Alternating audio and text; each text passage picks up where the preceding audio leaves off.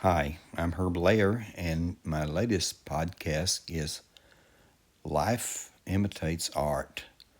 And I got up and I have, I guess, art that my daughter has done. It's in my bedroom, and that's the only original art that I have, so I took her with me. Trip to the museum today. It was a neat experience. It was better than last time because it was more colorful.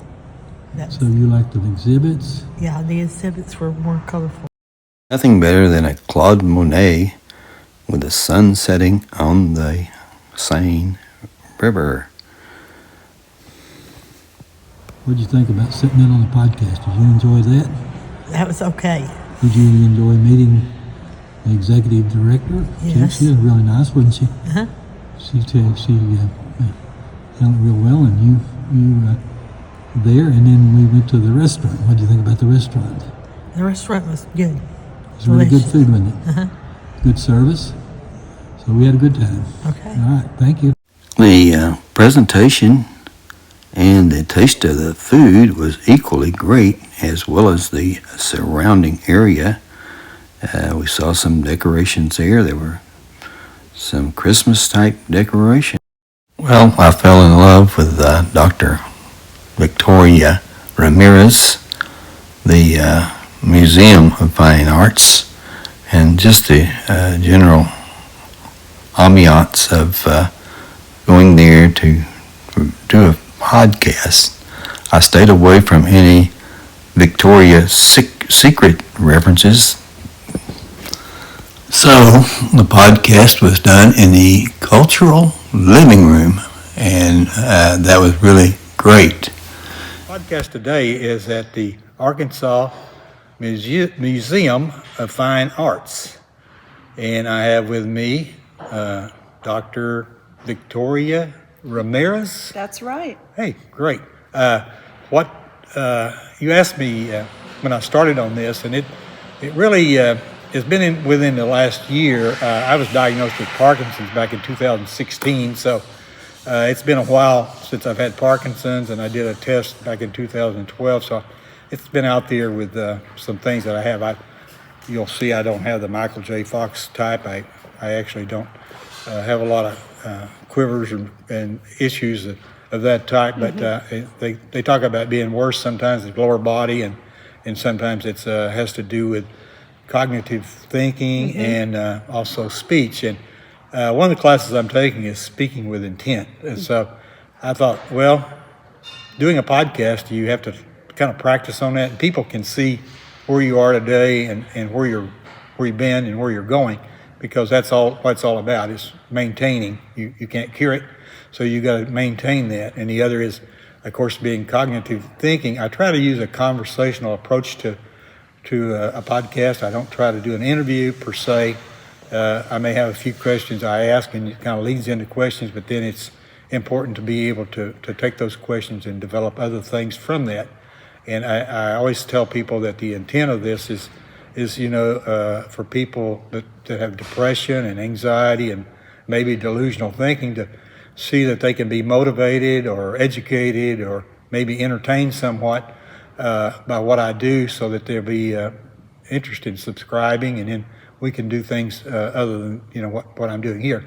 What I like to start with people is more of a humanizing question type thing. Is I know that you went to college, universities out in the D.C. area, in Maryland, and also George Washington. So is that where you maybe where you grew up or were born, or what's your roots? I guess I want to see what your roots are. Sure. So I was born in Cleveland, Ohio. Okay. And I did go away to college, and I went to the University of Maryland and George Washington University, which of course are both in the Washington, D.C. area. Sure.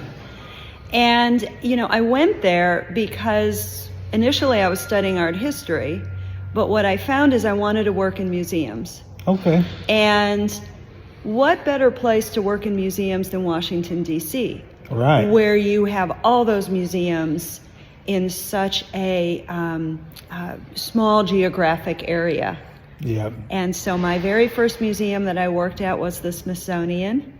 Wow. And I fell in love with the field from the very beginning. But to give you a little more information about me, I do go back to Cleveland regularly to visit my mother. And my mother has Parkinson's. Oh, really? Yes. Okay, that's interesting. She was diagnosed about 10 years ago. And about 4 years ago, we lost my father. Okay. So she lives on her own. And I have been watching the progression of PD in her. And we see each other regularly. But I understand completely about having that cognitive awareness, but it could be spatial awareness that is challenging. For my mother, it's speech sometimes. Right. For my mother, it's she's lost the ability to use her handwriting like she used to. Yeah, you see that a lot. Yeah. But she regularly takes yoga and strength training classes at a place that's designed for people with PD.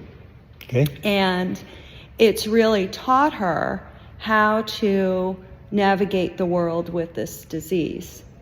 And she is a member of the Cleveland Museum of Art. Okay. And she goes there regularly with her friends and with me when I'm in town.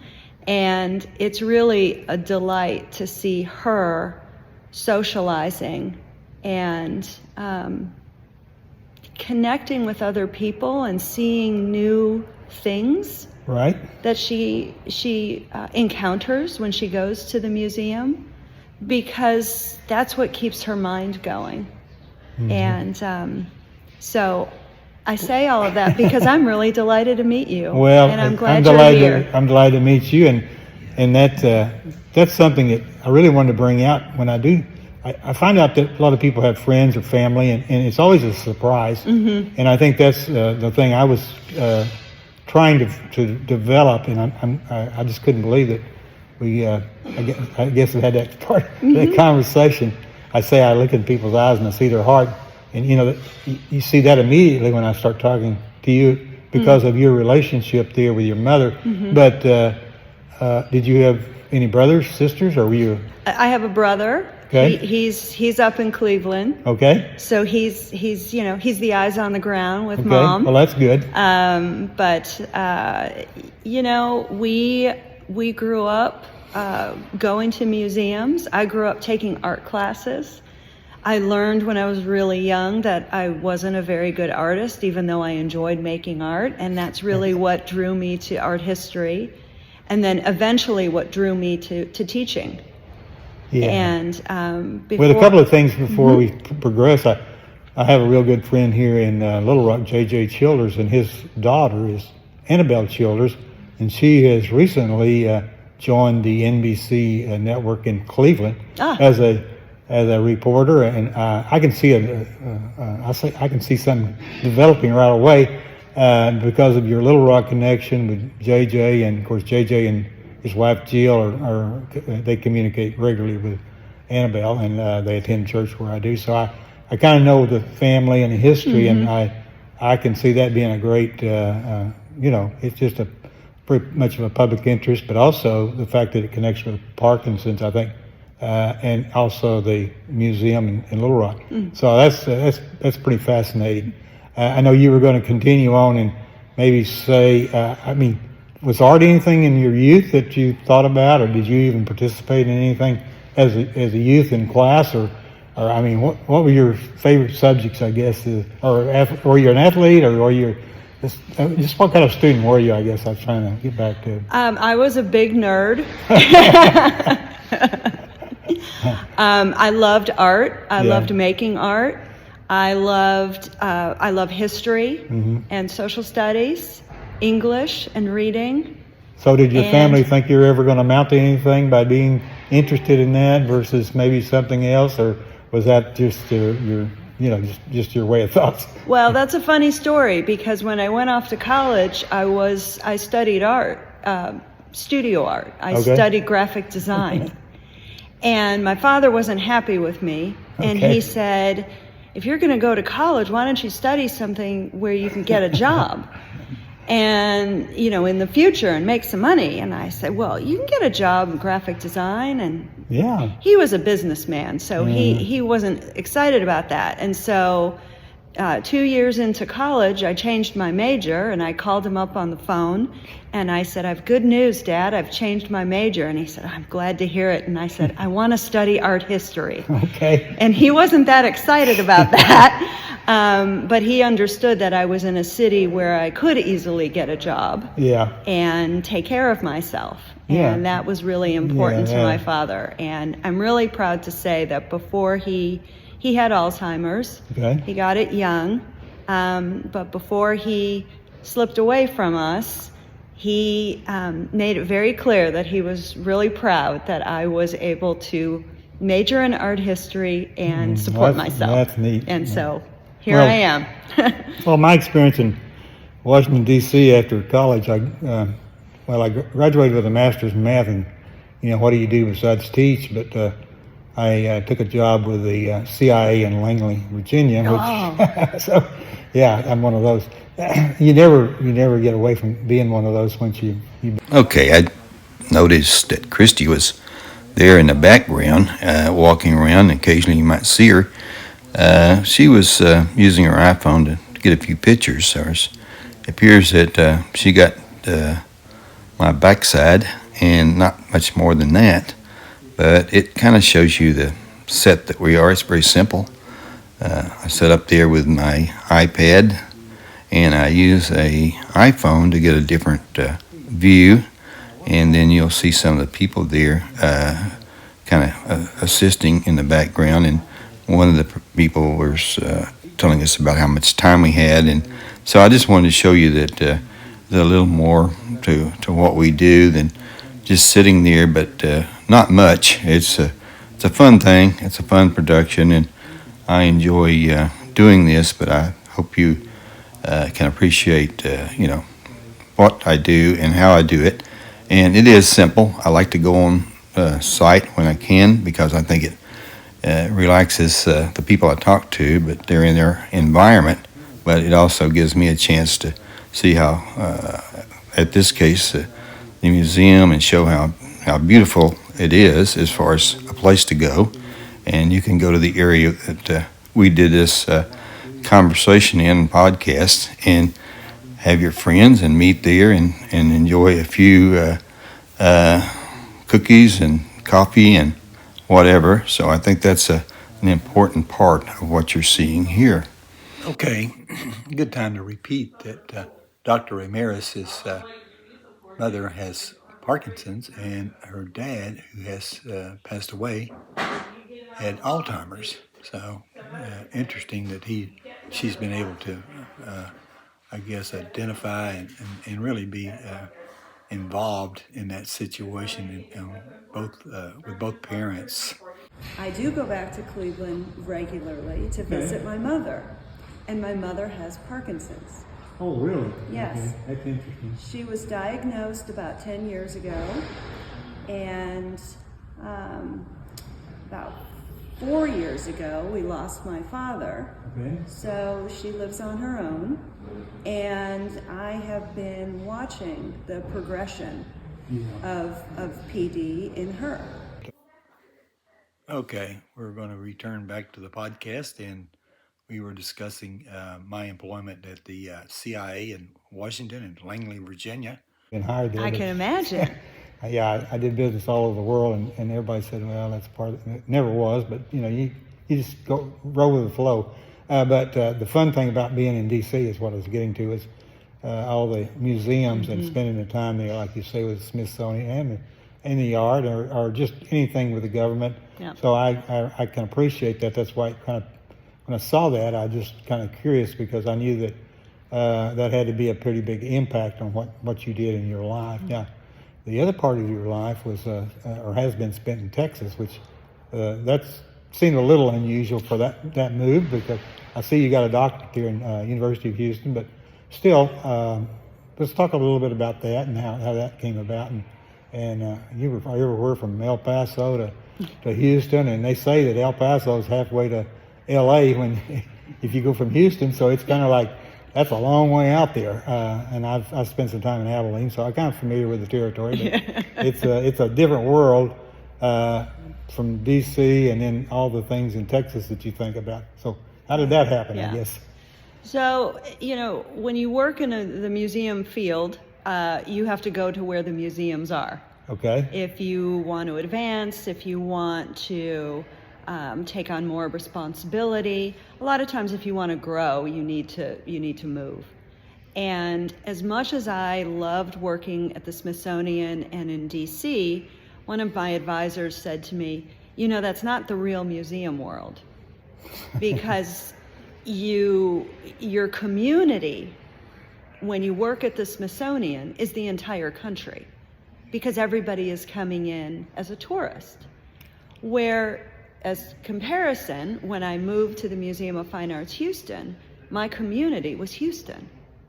And so that's where I really got to know the community. As I said, I worked in the education department, which meant I was responsible for a team that would oversee all of the school field trips, all of the programs for children and families, all of the art history talks for adults, our volunteer program. My job at the Museum of Fine Arts Houston was to connect the museum with the community. And I was really able to do that because I was in such a vibrant community. So a little bit more personal story. Okay. When I was in Houston, I met my now husband. Oh, okay. And my father-in-law, who's very funny, he said to me, "You're not a Texan, but now that you're married to my son, you're a Texan." And we wound up staying in Texas for 20 years. Well, that's I did. Yeah. He had always been there. Well. And so when I had been in Houston for about 15 years. I spent a couple years in Austin, and then I got a call about becoming the director of the El Paso Museum of Art. Okay. And I loved living in El Paso. I bet, yeah. Talk about community. Yeah. It's a community that's half on the northern border of the United States and half of our southern border in Mexico. And it was just a beautiful place to live and to explore art and culture. Yeah. And I say this because in many ways that's how I got to Little Rock. Well, that's interesting. I was going to see how that transitioned. I got a call and from someone who said, "Do you want to consider moving to Little Rock, Arkansas, to be the director of the then Arkansas Art Center?" Right. And I said, "Well, tell me about it." And when I learned about this project to build this incredible museum that we're sitting in right now, and when I met the people who lived here, and I flew here with my husband, and we toured around, and we said, this is a community we can live in. So we've been here over 5 years now. So now, what does your husband do, or what's his interest? I guess He is a software engineer. Oh, okay. I've been in that. So You know what that's all about. Yeah. And you can be about anywhere, and it's just a matter of I mean, I went all over the world out of Harrison, Arkansas, so I understand. Yeah. The things you can do. Mm-hmm. But so that was kind of interesting because I didn't realize that. So I think, and I've seen this in sports and everything, you have to get to the retail level or get down to the level that you're talking about to really build a base and have an interest there. And that's why one of the things I wanted to do here was, and that's what we're leading into, is that, that was a tremendous project. I mean, I look back, because I was here in Arkansas long enough that I saw the old days, and it's night and day. I mean, of course, I've had the opportunity to be in Crystal Bridges, and I think a lot of times when you get into the art area, that these things don't compete. They really kind of supplement each other as to what they do and how they work. And that's why by moving here, I wanted to see, when I talk to somebody, I say, well, you want to go to art museum or something and said, I never really don't care about going. I don't want to go. Then you have to start thinking about kids and grandkids and maybe some friends that they can impact. And so I try to widen that because as we've been through here lately, it's kind of a good place to go and clear your brain after maybe a big football loss or listening to all the commercials and at the election time. Once you come here and kind of look around and maybe fix on a few things, and that's kind of my mode is. And I know I've been hearing a lot of things with Parkinson's that, there's some things with the colors and other things that you have to kind of look at. And so I'm trying to get some ideas there to get more into the maybe the art side of this because it's such a great architectural phenomenon. But some of the things that you appreciate or like about what you do, and maybe a little more from the mental and art part of it than maybe the great surroundings we have here. Mm-hmm. Well, I mean, it's like I said earlier. I think I view museums as a place to gather, and as a place to perhaps meet new people or get to know the people that you're with a little bit better. I look at art as an opportunity for conversation and to expand somebody's world.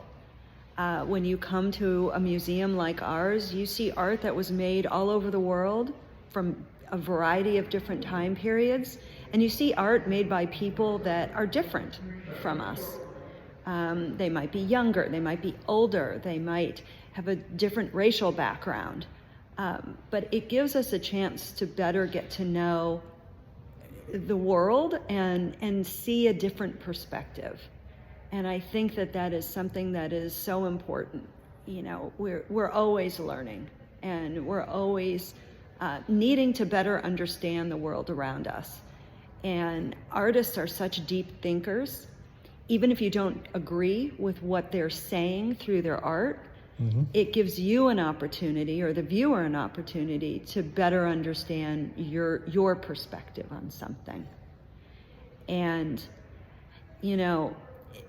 a lot of times we'll hear from people that, art is not for me, or art museums are not for me. And what I always tell people is, first of all, we're free. Yeah. So there's no real financial commitment there at all. You can come in and you can do whatever you want, because this museum was built for this community. And so if somebody wants to come in and they want to have lunch in the store, in the restaurant, please, by all means. They want to come in and just walk around and maybe have a cup of coffee here in the space that we're in right now, which is called the Cultural Living Room. It's Little Rock's living room. It's a place for people to hang out. So often I think this is what would happen with me and my mother when I would go to Cleveland and visit, and we'd run around and we'd see all the relatives and we'd run all the errands that we needed to run, and then we'd say to ourselves, what do we want to do today? And sometimes we wanted to get outside and we would go to the park, but sometimes we wanted just to be out and about. And there was no perfect place for us, or better place for us, than going to the museum. Nothing makes me happier than to see people come here for the first time and discover something new. Yeah. And I've told people I believe art museums are a place for children. And as a museum, we see it as our responsibility to make sure everybody has the most enjoyable visit. Right. So if somebody comes to the museum with a child, we have scheduled programs where they can make art together. And this is for free. Okay. We have special tours that they can take with children. We have a treasure map that a child can use. And thousands of kids have come in and discovered the museum through this treasure map. And then they get a little prize at the end, which is also always exciting. Now, do they find out about this where they check in, or do they in advance? Or how do they get into these or do these things, I guess is what I'm That's a great question. Our guest services desks and our guest services team. They're all here to help people navigate this museum, to tell them what we have available for them, and to help them find the best way that they can connect with the museum. Some of the other things that we have available are sensory bags for young children. You know, a lot of times kids come in and they want to touch something, they want to manipulate something, and so having that kind of sensory experience where it can be hard because you're in a museum and you can't touch the art, but we provide something they can touch.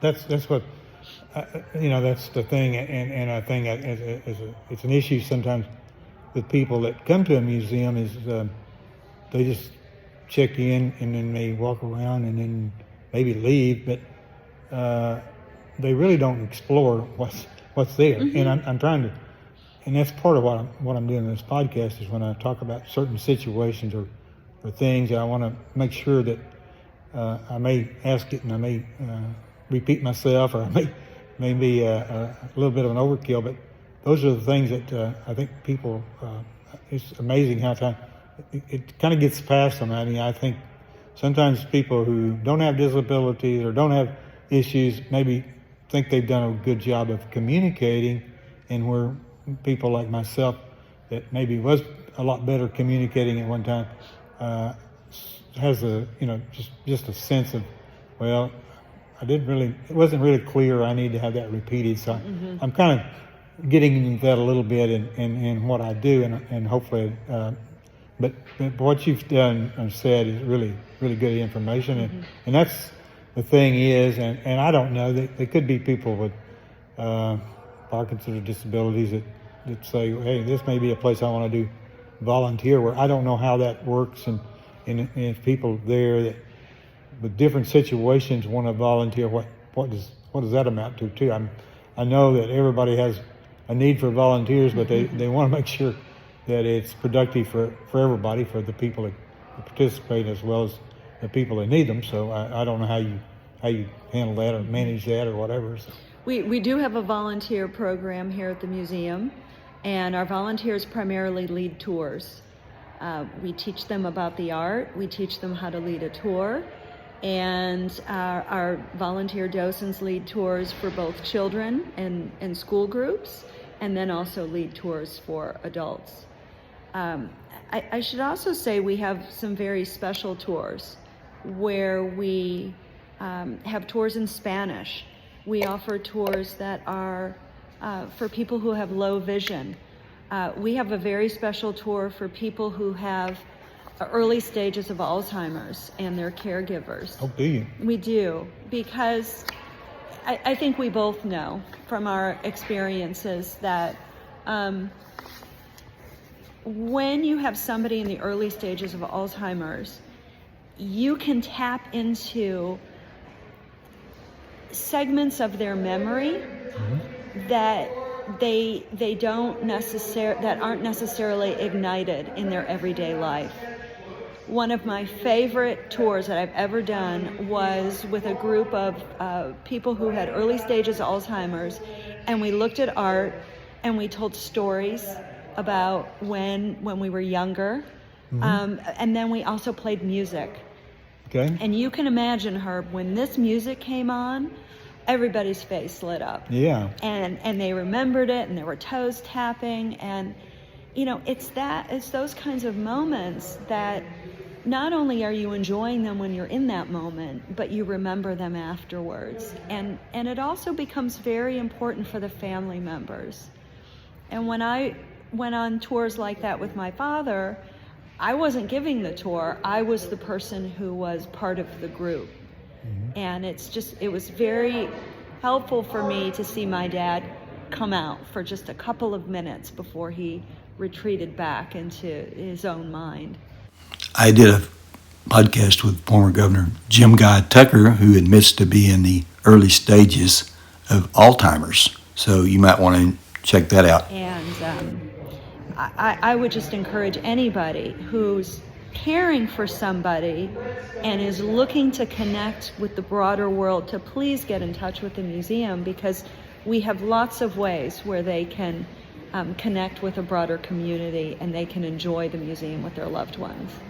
Well, of course, being somewhat new to the community, I'm not new to Arkansas, but because I understand more about Arkansas than probably people care to hear, just because it's just the fact that it's a small state. Yep. And but the thing I found, and I didn't get a lot of information, even being diagnosed with Parkinson's, till I got here, and there's been some things that's kind of popped up that Dr. Dahl, he's really, because his dad has Parkinson's, he still lives in India, and of course he is the chair of neurology, and he did a podcast with me. But then I discovered that his wife Suzanne had started some programs, and I'm sure they worked it because of UMS's interest in working with people with Parkinson's. But they do some preliminary, or I guess, art and music, and they even have a cuisine or cooking school, and all those things are really good, and they may supplement each other. The only thing, as I say, because of my background in technology, I'm always looking for facilitating and synergies and things.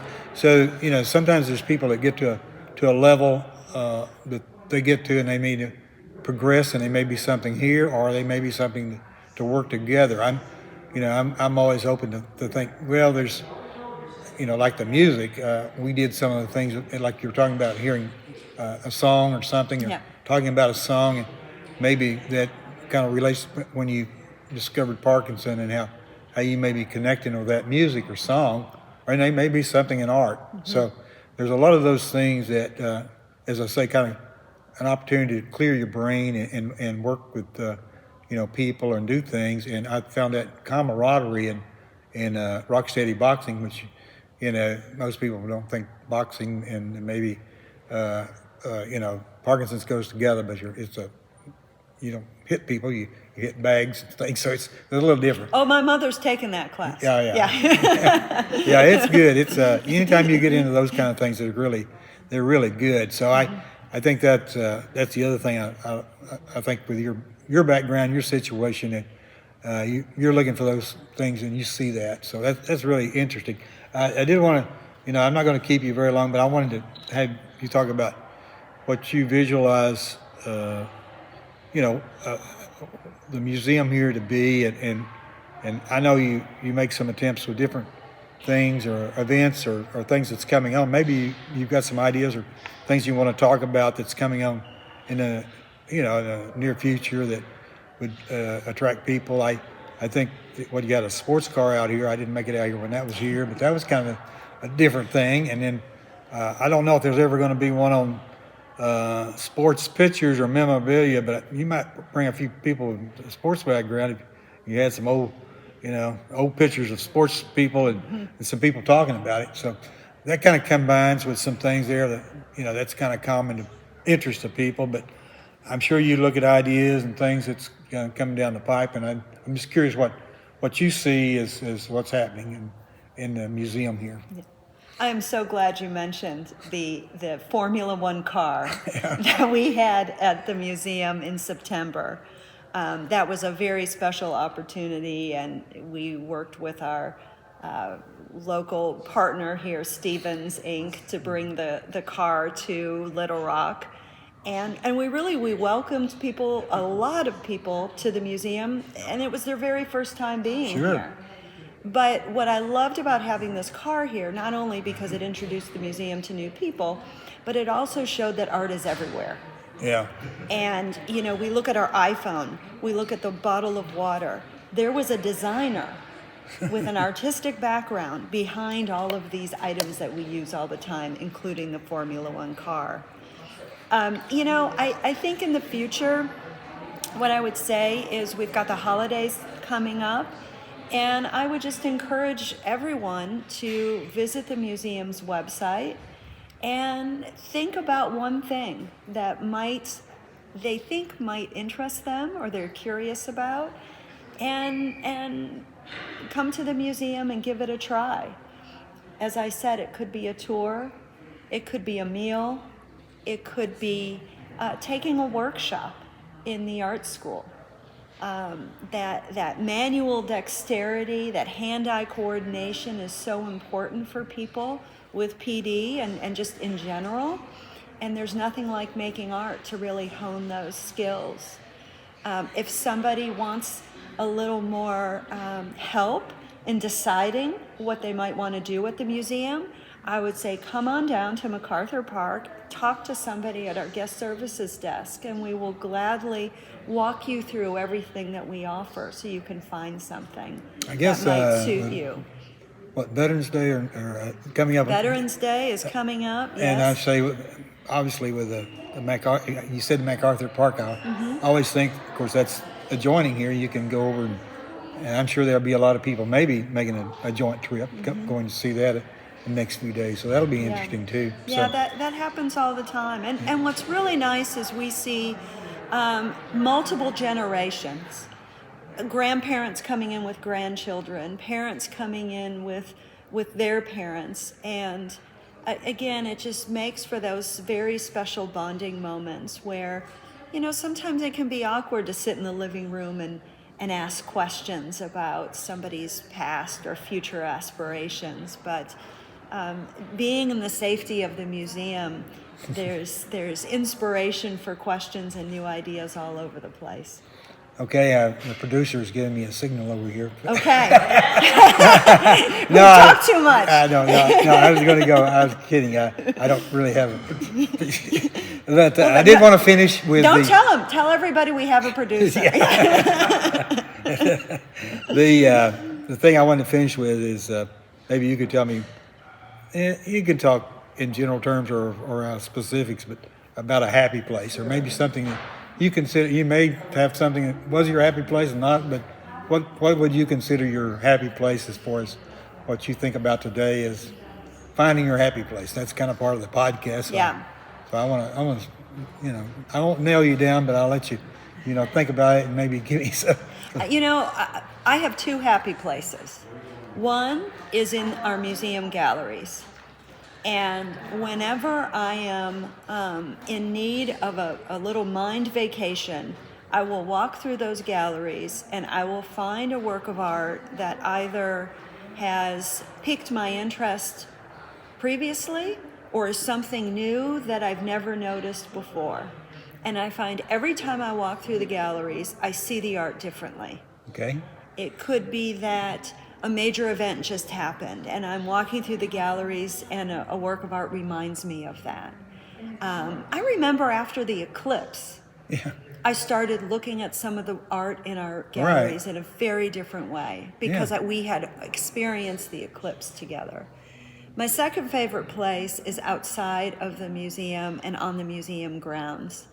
And I will oftentimes walk the grounds or walk around the museum because I just find this park to be such a beautiful, tranquil place. In MacArthur Park, we have an all-inclusive playground. We have a dog park. We have places for people to sit. And so when you walk around this park, you see people from all over the community coming in and enjoying those amenities. And it's a lot of fun to feel like you're seeing the beauty in the world and the beauty in Little Rock right here in the MacArthur Park. Well, I appreciate your time. I know that you got a lot of work to do, and we're going to enjoy the museum today, myself and my daughter. So we're going to just leave it at that. And I really do appreciate all the work you do here and how beautiful this place is. Thank you. Thank you, Herb. Signing off from the Cultural Living Room at the Arkansas Museum of Fine Arts.